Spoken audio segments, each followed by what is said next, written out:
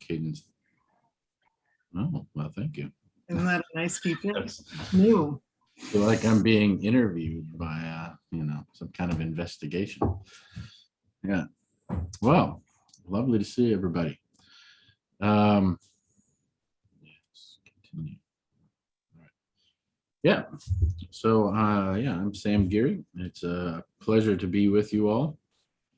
I wasn't planning on this, but it occurred to me in the moment, which is never a good idea to act on anything that occurs in the moment. Yeah. But anybody long enough in Southwest Minnesota to remember a guy named Bill Holm? Yeah, Matt. He taught at where did he teach at? University of Minnesota. Southwest State in Marshall. In Marshall. Or Minnesota State Marshall, yeah. Minnesota State Marshall, yeah. Yeah, great poet, Icelandic American. I got to know him, or his work, I should say, through the many times that I've gone to Iceland and taken students there. But as former students were popping up on the screen, I was reminded of a poem of Bill Holmes from his book. That's Bill Holm there, right? Called "A Chain Letter to the Soul." So, at the risk of everybody leaving, I'm going to start with this because I think it's funny, and we should have fun together. So the poem is titled "Remembrance of Things Past." It starts, "You taught me English once," she says, "now almost 30 years ago. Impossible. You are a wrinkled owl, not some blonde and gossamer hummingbird.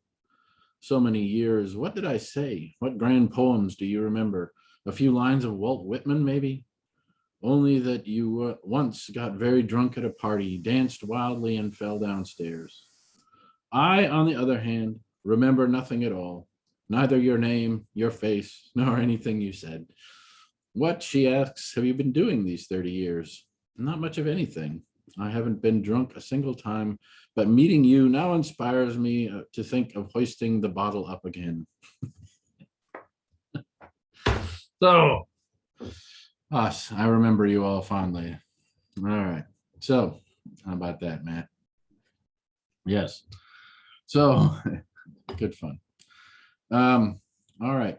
So, thanks for joining in these Chinwags, for coming out during these waning days. It looks like people are gathered together in different places. Waning days, knock on wood, for the pandemic. It would be lovely to be in the same space together. It's much better in terms of getting to know folks and reacquainting with people I haven't seen in a long time, but we'll take Zoom. So I'm Zooming to you here from Wartburg Seminary from my office. And I just want you to know I'm grateful for this time together. So, and jump in anytime. I assume everybody's familiar with Zoom these days, but since I'm not sure I can see everybody, if you want to jump in, either just unmute and say something, or throw the hand up function that's down in the reactions area on the bottom of your screen, bottom of your window. So, my goals for these 3 days are pretty modest.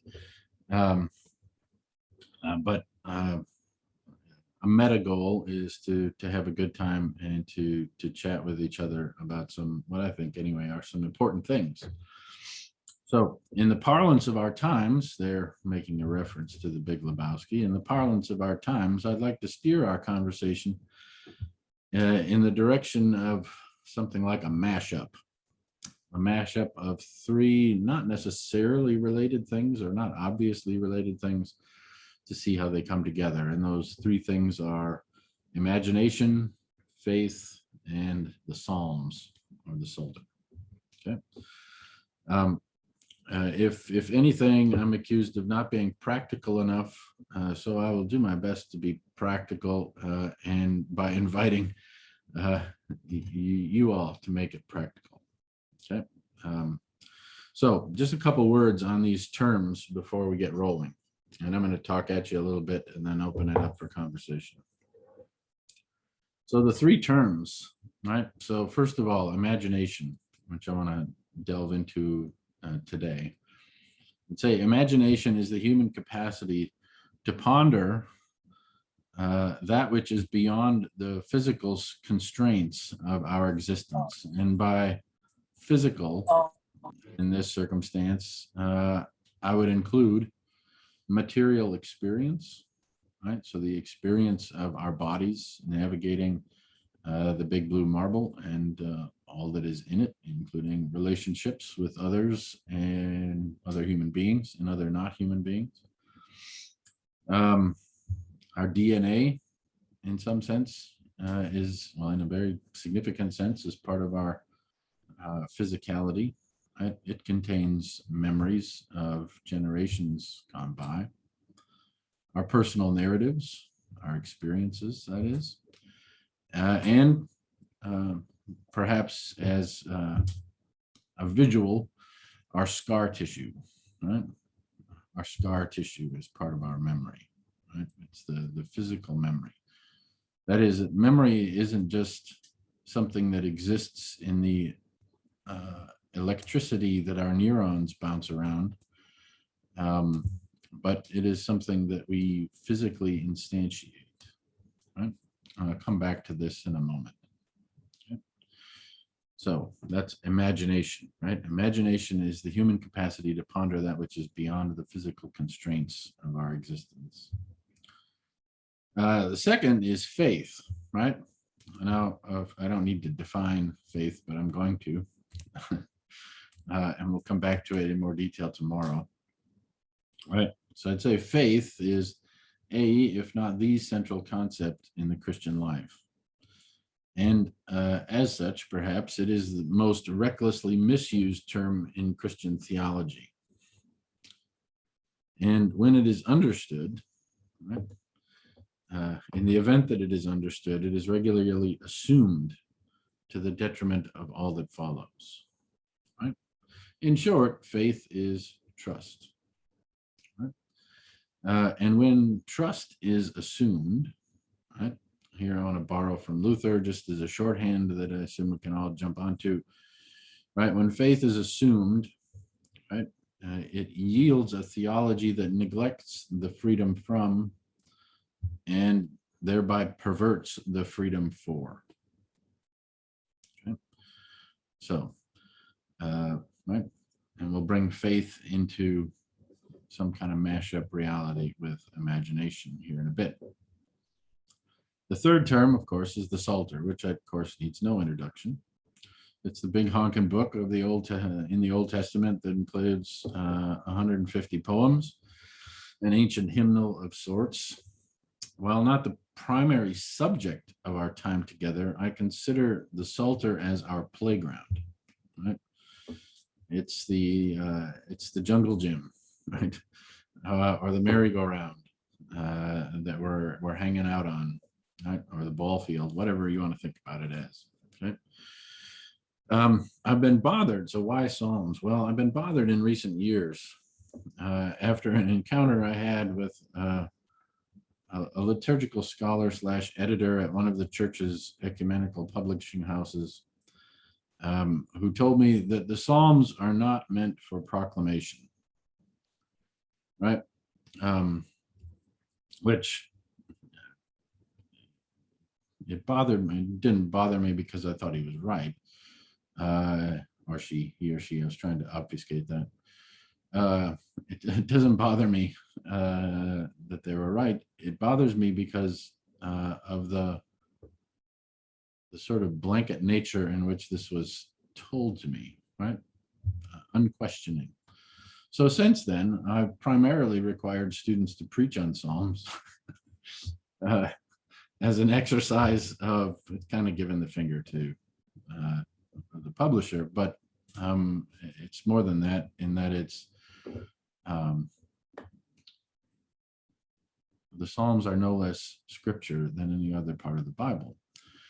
And it's become clear to me that students' Christology develops more clearly when the practice of preaching the Psalms, and more broadly the Old Testament in general, is exercised readily and regularly. Right? So what does it mean that, and this is a question for down the road, but what does it mean that regularly preaching on the Psalms yields a more solid Christology in terms of how we preach, how we articulate who God is and what God does? I think that's an interesting phenomenon to explore. So the Psalms that I want us to look at over the next few days are Psalms that come up, surprise, surprise, in the lectionary during the month of June, right? Which we start today. Happy June Day, everybody.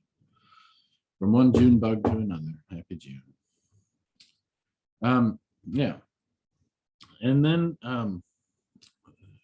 so I would say the Psalms as scripture are the playground for the imagination of faith. Right? So this is the final term that I want to throw out there. And in the title of the lectures, I called it the Reconciled Imagination. Right? The Reconciled Imagination, otherwise known as the imagination of faith. Okay?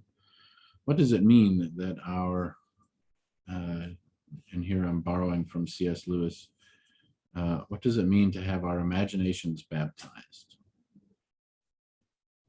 Right? The imagination is not something that's beyond sin, right? It is not something that is always pure and childlike or innocent. It is something that can fall prey to our idolatries. But what does it mean to think about a reconciled imagination? Right. So those are the terms that I want to throw out there. Okay. And I do want to find out who's here shortly. But I'll start with an introduction of myself for those who are new. It's just lovely to see new folks. I live out my vocation as a teacher of the church, primarily at Wartburg Theological Seminary down here in Dubuque, Iowa, where the sun is shining today, and it's beautiful. I've been on the faculty here since 2006. If Bryant Caden is actually here, other than just his mug, Bryant, I think, was in the second Greek class that I taught way back a long time ago. I'm currently in a vocational shift, and I smoked a cigar yesterday, which is messing with my voice, so I apologize. True confessions. It wasn't a very good cigar either. Anyway, yeah, I'm in a shift. I have, since I started here in 2006, I've been teaching homiletics. And I'm on the cusp of heading into a sabbatical year, next academic year. And when I come back from that, I'm going to be teaching full-time Old Testament and hermeneutics, rather than teaching preaching. Now, there are people who can teach preaching their whole lives, but yeah, I'm not one of those people, evidently. So I've learned that about myself, and there's lots of jokes in that, but I'll avoid them for now. Right? I won't pin my movement on any particular student. It's just the volume of preaching, right? Just as I'm going to whine for one moment, right? The wonderful thing about Wartburg Seminary these days is that we have plenty of students, right? Lots of students. But that means that this last semester I listened to just about 300 sermons, which is enough to drive anybody to hate God. So just ponder that for a moment. Anyway, so when I come back, it's a bit of a homecoming for me, as my PhD from the University of St. Andrews in Scotland is in Old Testament and hermeneutics.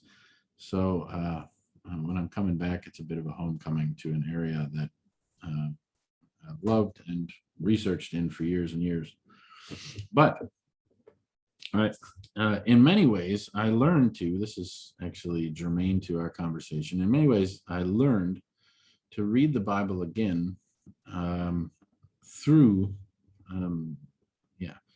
through stewarding preachers and the formation of preachers, right? The historical, critical, and postmodern literary theory upon which I cut my doctoral teeth and my MDiv teeth, I guess, proved insufficient lenses for reading and interpreting scripture for the purpose of proclamation. And I'll come back to that in a bit, right? Tomorrow. But in many ways, the 15 years since I started teaching preaching have rewired my brain in terms of how I think about scripture as God's word. Right? Anyway, we'll come back to that. So, a challenge that I think is important to throw out there before us, and in particular to those, are we all Lutherans? I shouldn't assume that. Yeah. We don't have a rogue Methodist or something like that, which would be cool too. Yeah, no, okay. Shannon wants you to know that she's not Lutheran anymore. No, was she ever? Can she hear me? Yeah, okay, good. All right. Anyway, yes, there. All right. Hi, Shannon. Yeah. Just kidding, maybe. So, right, what is the vocation of Lutheranism in the moving into the 600th century of our Reformation existence? Well, of course, the church ecumenical is a big, messy and mysterious thing. So if Lutherans yield, right, or if Luther yielded a theological contribution to the church ecumenical, then I think it's a robust Christocentric theology that rolled out of the 16th century, right? And that I think is probably our primary, not the only, but our primary gift or our vocation to steward in the church ecumenical, right? It's a robust Christocentric theology that understands faith, that is trust in Christ alone, to be the way that the human being participates in the life of God. Come back to that, but I think that's our primary charism, right? As we think about our contribution to the church ecumenical, right? And together with that is Luther's understanding of a theology of the cross, right? That God reveals God's self most clearly hidden underneath abandonment, suffering, and death, in particular of the eternal Son incarnate on the cross. Right? We are theologians of the cross, and so we continually turn our gaze to the cross of Christ, and as an exercise of this robust Christocentric theology, our responsibility in the church ecumenical is to turn the gaze of the church, insofar as we're able, to the cross of Christ, the church ecumenical. Okay, so this is all sort of a rambling introduction that I'll conclude by saying this is part of the notes that I have for this are part of the beginning of a book project that's forthcoming from Fortress Press sometime next year, called Faith in the Reconciled Imagination, which attempts to return to the center of our Reformation heritage, sola fide, with an eye to the contemporary horizons of life together on planet Earth by way of imagination. So That's who I am. I'm married. My wife serves as bishop of Southwest, or not Southwest, good Lord. Southeastern Iowa, Southeast Iowa Synod, whatever it's called. And that's good fun. We have 2 kids. Isaac is 21. He's a aspiring rapper. And we have a 17-year-old daughter, Shona, who's trying to get out of high school. So they're both delightful. So if you could, tell me who you are. And I'm a Minnesotan. I'm 80% Minnesotan, 20% Canadian. I grew up 9 miles from Canada. So I'm a Winnipeg Jets fan rather than a Minnesota Wild fan. So I don't care, Adam. It's just fine. Go Jets. When the North Stars left, I gave up. So yeah. Anyway, so who are you and where are you serving, if you'd be so kind as to say so? And I'll do my best to employ my Minnesota geography from 5th grade. Just jump in. So I'm Becca Krogstad, and I serve in Southwest Minnesota. I have a 2-point parish here, and hey, look at him. I'm Lowell Krogstad, and I serve 3-point 1/3 Methodist in Southwest Minnesota too. And then we're just gonna share our computer over here. Okay. Cool. Here. Oh, We're on this side of the table, and we're from Gloria Dei Lutheran Church in Redwood Falls, Minnesota. Hi, Sam. You're Brian. I'm Shannon. And we serve together. mhm. Why? We don't know. No, How? We don't know. but we're doing crazy good stuff. All right. Clearly they're all drunk. Okay. Cheers, everybody. I'm Matt Danielson, and I serve internationally via Facebook from my secret lair in West Central Minnesota. Okay, Matt. Cheers. Good to see you. I'm Drew Yackel. I serve a rural congregation outside of Cannon Falls, Minnesota. Live here in Northfield. And Sam, you probably know my dad, Mark Yackel-Julien, who's with you. So Yeah, he's talked about you and speaks highly of you. So it's good to meet you. it's all lies, whatever he said. Nice Yes. Nice to meet you, Drew. to meet you. I'm Jackie Short, and I serve 2 congregations in southeastern Minnesota. Lovely, Jackie. Nice to meet you.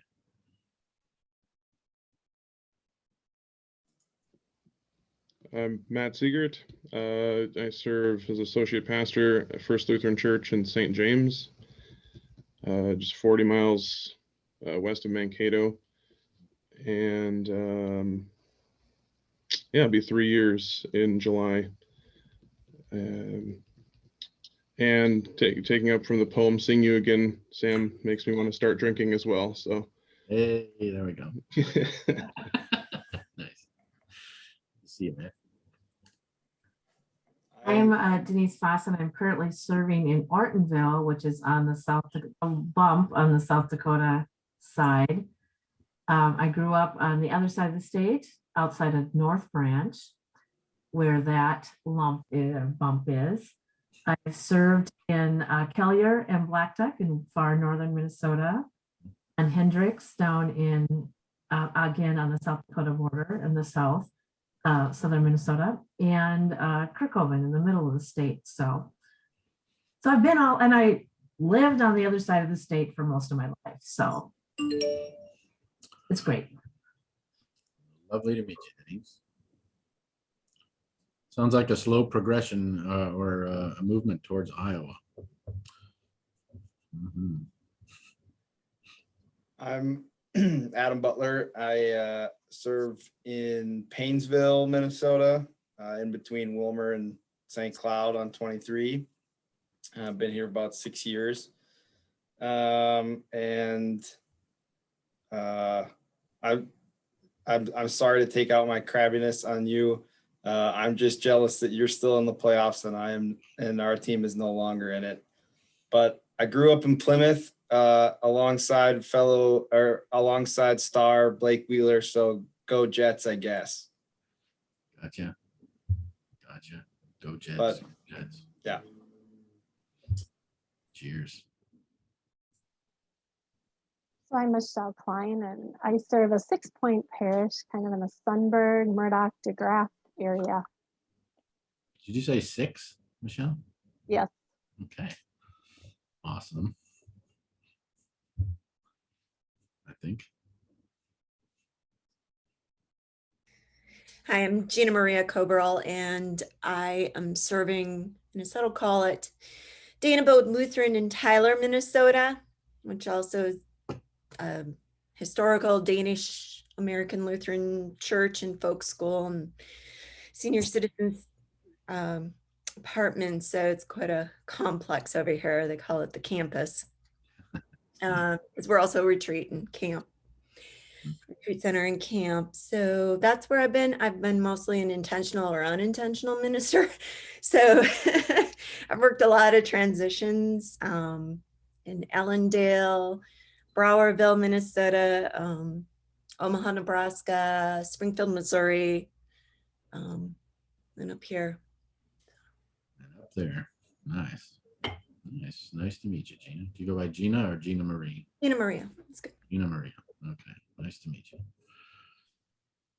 I'm Laura, and I serve my calls through Gustavus, and it's to serve all y'all, Southeast and Southwest Minnesota. So the best call ever. Nice. Well, yeah, it's delightful to see y'all, and yeah, I look forward to our time together. And yeah, I grew up in Roseau County, which is probably the greatest hockey county, not only in Minnesota but in the country. So this is just another two. Yeah. Yeah, there we go. All right. Yeah. So as a way of moving us into a bit of a conversation about imagination, right? You know, there's a certain stigma in some areas about imagination, right? That it's a childish pursuit, or that it's fanciful. And so I want to undermine that a bit, whether you own that assumption or not. And I want to look back to 1929. That is the year 1929. And just to set the scene a little bit, right? The Great War, quote unquote, concluded with Germany's surrender, of course, on the 11th of November, 1918, with the terms sealed in the Treaty of Versailles on the 28th of June, 1919. The terms of surrender, right, scuttled Germany's economy, already in deep crap because of a long drawn-out war, right? And this scuttling of the economy yielded all kinds of, that is, lots of, or boatloads of political chaos, personal hardship, and created the seedbed for the rise of the National Socialists, right? What would be called the Nazi Party, headed by young Adolf Hitler, who took the majority, or the party took the majority of the Reichstag in 1932, with the Reichstag fire in 1933 being the impetus for Hitler grabbing hold of power completely. Right? So we're in that in-between time, right? In Europe. Okay. Meanwhile, back in the US, the Roaring Twenties in 1929 reached their zenith, right? With the so-called day when the stock market crashed, Black Friday, so-called, on the 29th of October, 1929. Right? So you have this post-war bubble that builds, and the bubble pops on that Friday, October 29th, 1929. Right. So amidst all of that, and much, much more, okay, that's not all that's going on globally at that point, but a couple of important pieces. On the 26th of October, 1929, the Saturday Evening Post. Do you remember the Saturday Evening Post? Everybody, right? Sort of probably most famous for the paintings of, oh, dang, what's his name? Come on, somebody.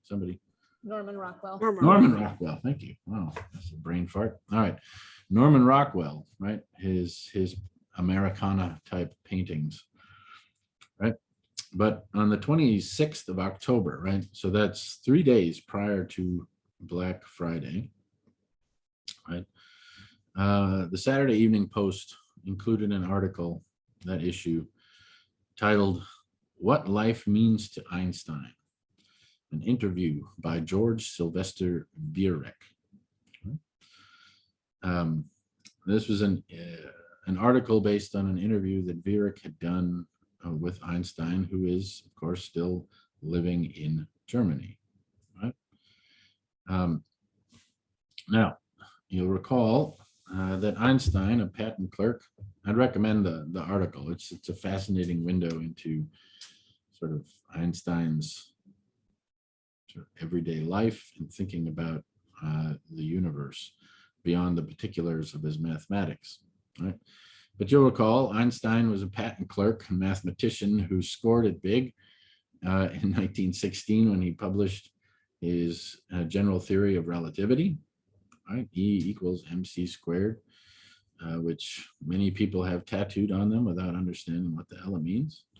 I'm not a physicist. I don't claim to be able to describe it with all kinds of precision. But I know it's significant. Right? Right. While not meant for, or the article, excuse me, in the Post was meant for popular consumption, right? And it provides a glimpse into Einstein's creativity, right?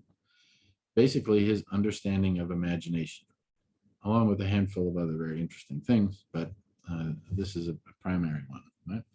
Responding to a question from the interviewer, Viereck, about whether he trusted imagination more than he trusted knowledge, right? That's the question. Do you trust your imagination, or how you understand by way of your imagination or by way of knowledge? So it's an epistemology question. Einstein replied this, quote, "I am enough of the artist to draw freely upon my imagination. Imagination is more important than knowledge. Knowledge is limited. Imagination encircles the world," unquote. I'll read that again. Right?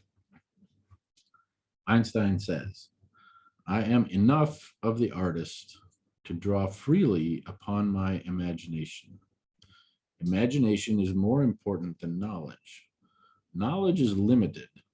Imagination encircles the world." Okay. So, this is and this is outside of, right? This is outside of the theological sphere. Einstein here is speaking. He was, I think, perhaps an agnostic Jew. Well, he was Jewish for sure, but grew up schooled in both the Talmud and in the New Testament, right? There was some Protestant influences in Einstein's early life. And he was a great admirer of Jesus, was quite convinced that Jesus was a historical figure, right, that lived and breathed and moved, and deeply impressed by what he taught, right? And was, at least once that I'm aware of, he mentioned that that to limit Jesus to a purely historical understanding was insufficient for understanding him in a cosmic sense. Right? So I don't want to impose a Christology upon Albert Einstein. However, right, he admired who Jesus was, but this comment, this interview, was not first and foremost about Einstein's faith or his religious practice. It was sort of this meandering thing, primarily, I think, about Einstein's epistemology, right? His way of understanding the universe, right? The world. Yeah, and it's no small thing that Einstein, right, this great mathematician, right, whose general theory of relativity had been proved by experimentation at least by 1919. So he published it in 1916 to 1919. So he's got a decade of knowing that, you know, with confidence that his mathematical observations are sturdy, and he's got plenty of celebrity to go with it. Right? He makes this claim, right, that imagination is more important than knowledge. Right? There's something there for us to ponder. Right? Imagination is more important than knowledge. Okay? Now I want to skip, right, to the Gospel of Matthew for a moment. In particular, to the Sermon on the Mount. Right? Jesus, we've all heard of Jesus, right? Jesus said in the Sermon on the Mount, right, no one can serve two masters. Right? This is in Matthew chapter 6, 24 and following. Right? And then he goes on to address anxieties about one's life. Right? And he continues. Consider the lilies of the field, how they grow. Right? They neither toil nor spin. Right? And then he goes on, if God so clothes the grass of the field, yada, yada, yada. Okay. Now, grammatically, right, consider the lilies of the field is an imperative. Right? It's katamatheta. Right? In case you're taking notes in Greek. Right? Katamatheta, right? It's an aorist active imperative, second person plural. So it's y'all do this, right? Katamatheta. How do we take this command seriously? Right? Jesus commands here, right? And the root verb here is, well, the compound verb is katamanthano, right? Which roughly means to observe or to look with care, right? And manthano, right, which is the root verb here, is to learn, right? And it's a cognate of, that is, it yields the word mathetes, right? Disciple. So this is a lot of language soup here for a moment, right? But it's, I want you to hear the connection, right? That katamanthano, right, or katamatheta, Jesus is telling them to learn, right? But not only to learn, I would put it in the category of to wonder, right? To observe, to ponder, to sit with, right? And that's the verb itself. The object, right, is a flower. It's a flower. It's something simple and yet beautiful. Something that's every day, right? And I was thinking about this yesterday. What if it would have been better, I think, actually, if Jesus would have said, consider the dandelion. But he didn't say that. But anyway, he could have just as well said, consider the dandelion. Right? So a question for us then, right, with imagination is, how do we think about Jesus' command to wonder, to consider, to explore, to learn from the lily of the field? The well-worn saying, stop and smell the roses, right? It's a little cheesy, and you probably find it somewhere at Hobby Lobby, right? But right, what does this bring to mind for you, right? This command, consider the lilies of the field.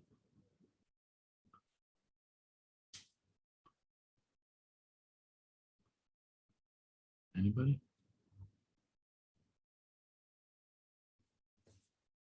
Oh.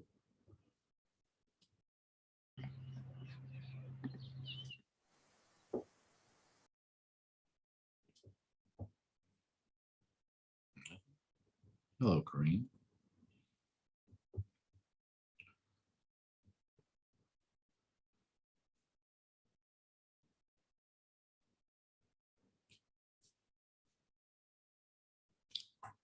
Anybody? Got nothing. Consider the lilies of the damn field, people.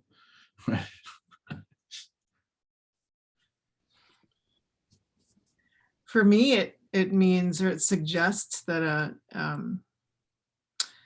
there is a timing issue for me. Like I got to slow down and actually change.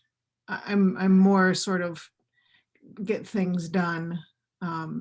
And so then to stop and consider and imagine about what a flower can do changes sort of my trajectory of my day, of kind of how I've wired myself or conditioned myself to move through the world in my life.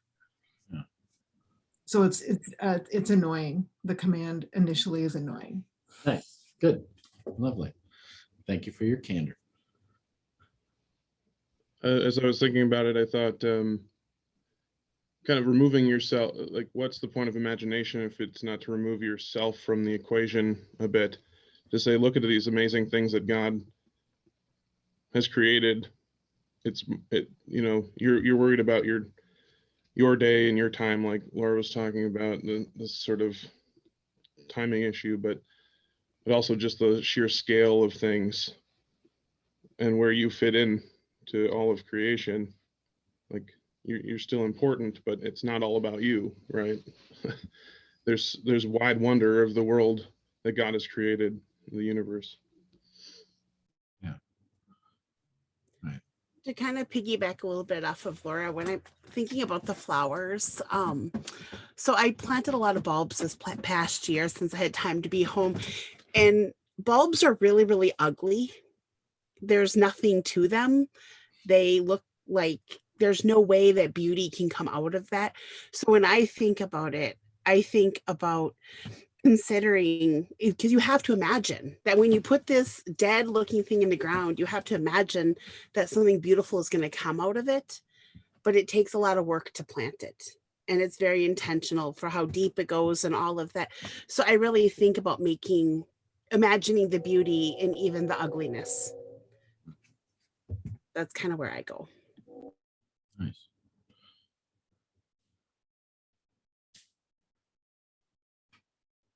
Yeah, yesterday I was driving to Galena, Illinois, to play bagpipes at a Memorial Day thing, and there was a dead raccoon by the side of the road, and it had been dead for some time. and I thought about stopping and taking a picture because it was, bloated roadkill. And I share that with you, not to put a hex or a pox on your day, but to say that it's not all beauty that we're called to ponder, to consider. It's reality around us. I'm reminded of a student years ago who, I'll obfuscate this, there's nobody here, but who came to seminary as a widow. Husband had died not long after they were married, and died of an aggressive, ugly cancer. And this student was looking through a coffee table book, the story goes, of images from electron microscopes, right, in full-blown color. And if you've seen them, they're some really amazing things, looking into the minute detail around us that is too small for our eyes to see unaided. And the student became fixated on a particular page at how beautiful this image was, only to some minutes later read the caption to see that it was a very microscopic image of the cancer that had killed her husband. It's, but in that dynamic, we're called into that in terms of wondering, right? Being captured by the moment, by the lily, whatever that lily happens to be.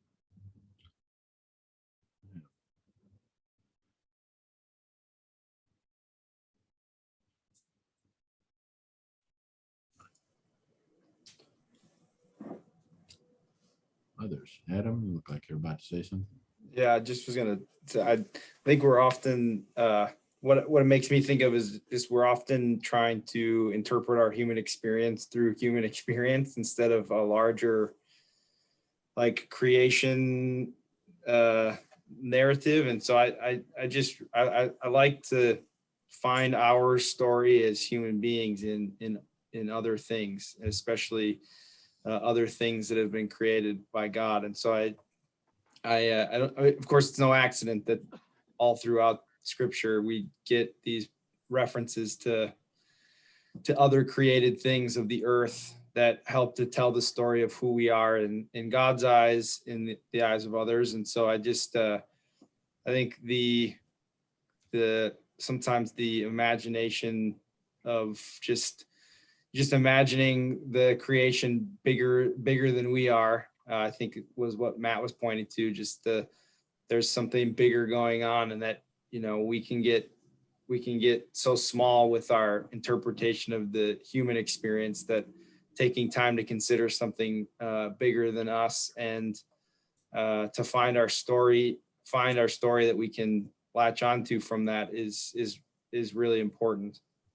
So. Yeah. Cheers. I know it's wrong to think about confirmation in June, but I think about how I think parents view confirmation as the attempt to transmit knowledge. So like if we were in a field of lilies, I would explain pollination, and I would show them different kinds of flowers and why these flowers are different than other flowers. That somehow transmitting knowledge is how we understand the world, and we know it, we own it, and we put it aside. Whereas it's all about the pondering. I mean, we can't understand the mind of God, but we can ponder it anyway. We can live alongside things instead of trying to push past them. Yeah, thank you, Matt. I'll throw out there a book recommendation. I'm sure, unless maybe you're familiar with it. I think it's called The Stars Beneath Us, by Shoot, what's his name? Anybody? Anybody? Summer Brain. Is that a young adult nonfiction? Or I mean, fiction? It's nonfiction. It's Paul Wallace. That's his name. Thank you, Corinne. Yeah. Jog my memory. Yeah, dude's name is Paul Wallace. The Stars Beneath Us, and he's ordained as a Baptist pastor, but he's an astrophysicist as well. He's worked for NASA and some other places. Yeah, it's worth a read. It's a beautiful book. Paul and I were teaching together at a event in Colorado a few years ago, and right outside of Rocky Mountain National Park. And one night, a clear night, we rode out to whatever the road is that goes over the top there, up way above ambient light, and the stars transformed into a playground for this fellow, right? And I'm not an astrophysicist by any stretch of the imagination, but it does, in terms of thinking about our relative, back to Einstein, our relative relationship to other things, right? To lay in the grass on a summer evening and look up at the night sky and ponder that the light that's hitting my eyes from the stars was generated millions of years ago, right? Stimulates all kinds of wonder in my mind in terms of, not only the physical universe, but, who God is and what God does and how we interpret things like, Genesis 1 and Genesis 2 and the references to Orion and Pleiades in the book of Amos, for example, right? That this light that finds our eyes some millions of years later on this blue marble floating through space is far older than anything we can begin to imagine. Yeah, so Jesus commands us to this place of wonder, right? And I would, being with a group of theologians like we are, that's lovely. But I would also just sort of throw it out there that our atheist friends do the same kind of wondering, right? Our fellow companions of other religions or of no religion, right? Look at the stars and ponder what they mean, right? Can look at a lily and say, what's going on with this, right? What does it mean that there's beauty in the world?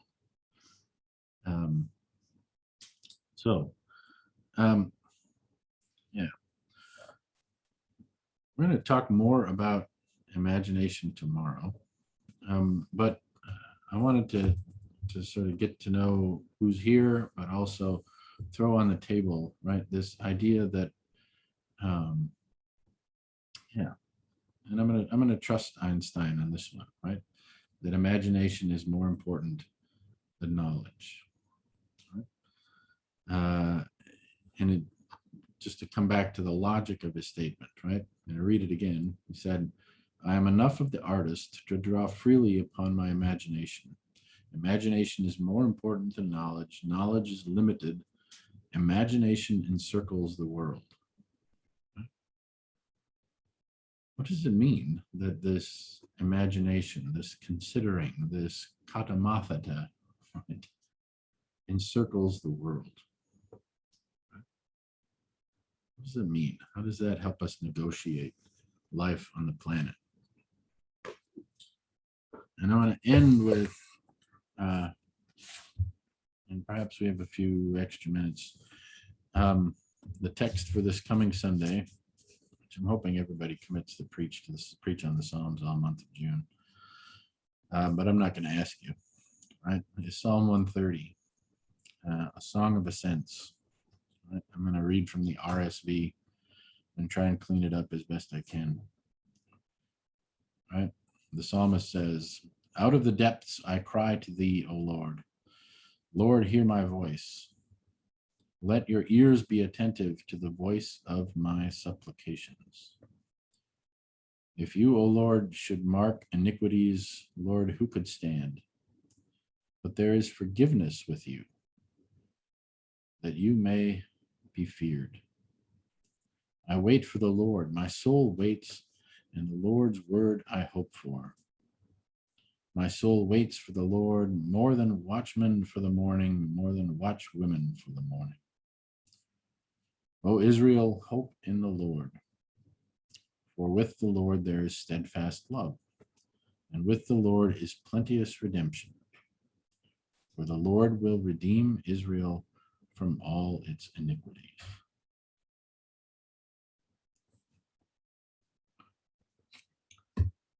Now, one word in this.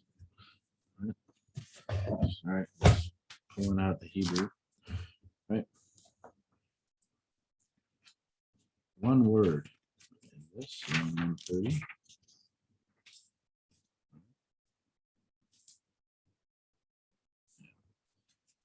Out of the depths.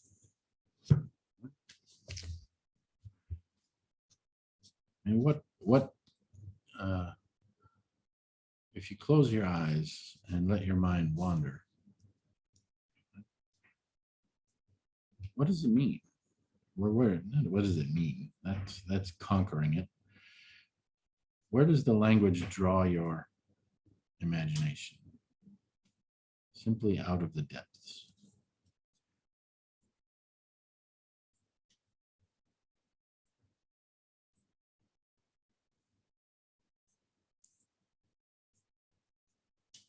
Anybody? Something extreme, like extreme agony or crisis. Or You say that again? That didn't. Sorry. something very extreme. Extreme Extreme. crisis, extreme agony, pain, heartache. I think of depression. Yep. Yeah, there.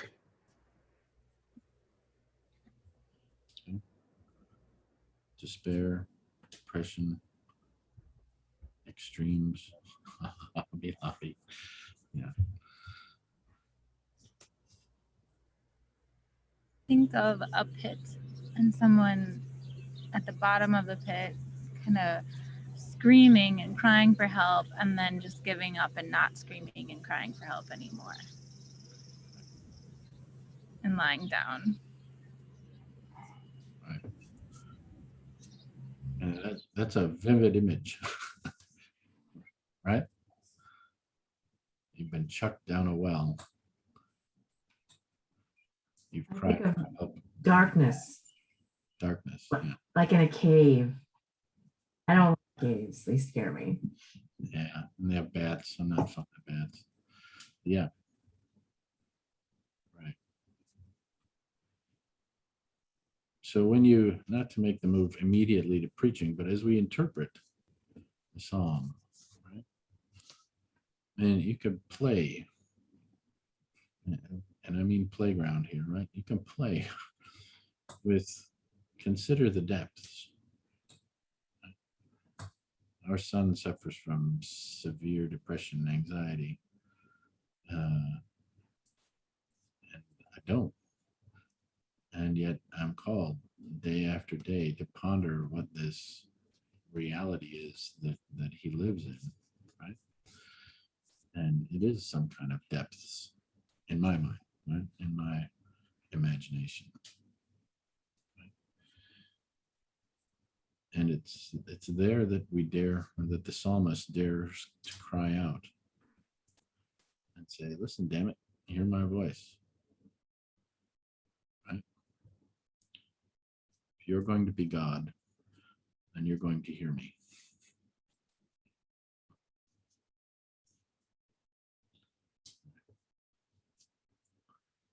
That, just that little exercise, and that's just not even the tip of the iceberg, right? But that's a movement that's, it's an epistemology, it's a way of knowing that's informed by the imagination. Right? It's informed by exploring in our minds that which is beyond, perhaps not forever, but beyond our physical constraints. Right? And I would say that Jesus commands us to that. Jesus commands us to imagine, right? To consider. It's part of discipleship. It's part of the learning, the wondering at the universe, at the wonderfully created and crazy world that we have. Yeah. So, right. I think, well, any final comments or questions? And today we're just kind of greasing the skids for tomorrow in terms of our mashup conversations. Any comments, complaints? I'm always good with complaints.